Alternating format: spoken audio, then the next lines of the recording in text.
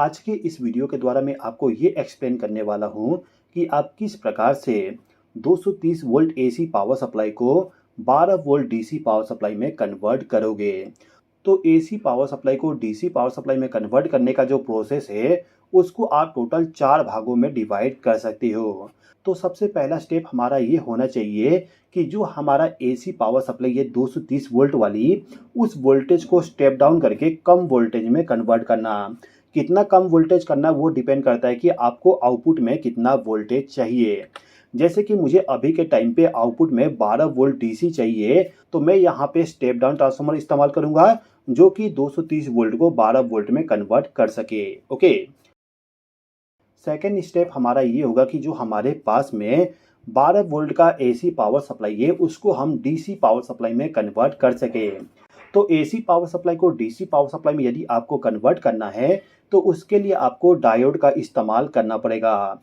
AC power supply को DC power supply में convert करने का जो मैं आपको सर्किट बताने वाला हूँ, वो है ब्रिज रेक्टिफायर। और ब्रिज रेक्टिफायर में आपको टोटल 4 डायोड का इस्तेमाल करना पड़ेगा। चारों डायोड का मॉडल नंबर सेम होगा। ओके।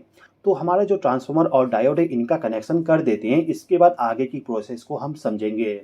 तो यहाँ पे मेरे पास में एक एमसीबी है। इस एमसीबी को मैं डायरेक्टली 230 वोल्ट पावर सप्लाई के साथ कनेक्ट कर देता हूँ। यानी कि एमसीबी को आपको इनपुट पावर सप्लाई देना है। अब एमसीबी के आउटपुट टर्मिनल से पावर सप्लाई ले जाके ट्रांसफार्मर के प्राइमरी साइड में इसको कनेक्ट कर देना है। प्राइमरी साइड में आपको 2 टर्मिनल मिलेगा, वहाँ पे आपको फेस और न्यूट्रल सप्लाई कनेक्ट करना होगा।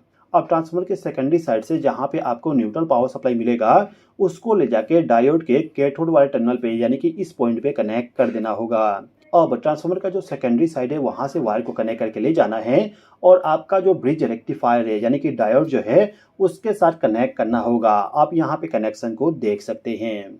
अब जो आपका डायोड है, डायोड जो आउटपुट पावर सप्लाई आपको प्रोवाइड करेगा, वो होता है पल्सेटिंग टाइप का।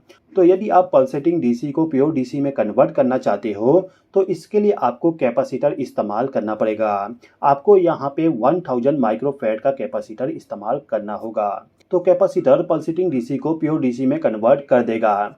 लेकिन जो आपको आउटपुट में पावर सप्लाई मिलेगा, उसका वोल्टेज फ्लक्चुएट होते रहेगा। यदि आप चाहते हो कि आपको आउटपुट में कांस्टेंट वोल्टेज मिले, यानी कि आउटपुट में जो 12 वोल्ट होगा वो 12 वोल्ट ही रहे, तो उसके लिए आपको वोल्टेज रेगुलेटर का इस्तेमाल करना पड़ेगा। यहाँ पे जो आप वोल्टेज रेगुलेटर इस्तेमाल करोगे, वो होगा LM7812। तो ये जो मेरा वोल्टेज रेगुलेटर है, इस रेगुलेटर के साथ में कनेक्शन पूरा कैसे करेंगे, चलिए समझ लेते हैं। तो आपको क्या करना होगा कि जो आपका डायोड का ये वाला पॉइंट है, इस पॉइंट से एक वायर को कनेक्ट करके ले जाइए और जो आपका कैपेसिटर है, उस कैपेसिटर को नेगेटिव पावर सप्लाई प्रोवाइड कर दीजिए। कैपेसिटर में आप देखोगे यहाँ पे व्हाइट पट्टी है, तो इस साइड में आपको नेगेटिव वाले वायर को कनेक्ट करना होता है।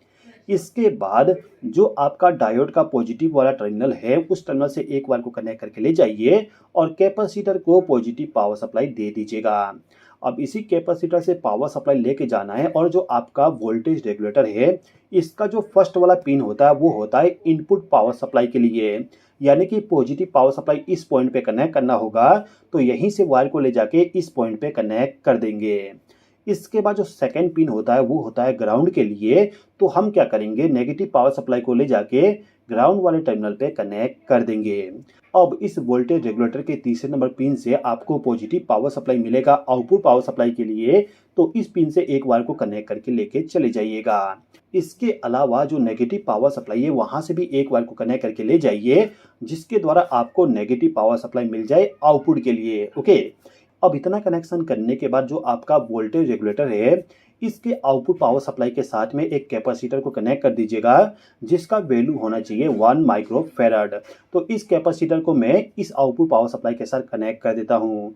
तो इतना कनेक्शन करने के बाद जो आपका एसी पावर सप्लाई है, वो एसी पावर सप्लाई अब डीसी पावर सप्लाई में कन्वर्ट हो जाएगा। तो आई होप कि आपको वीडियो पसंद आया होगा। वीडियो पसंद आए तो लाइक कर दीजिए, चैनल पर नए हो तो सब्सक्राइब कर लीजिए। इस वीडियो को देखने के लिए धन्यवाद।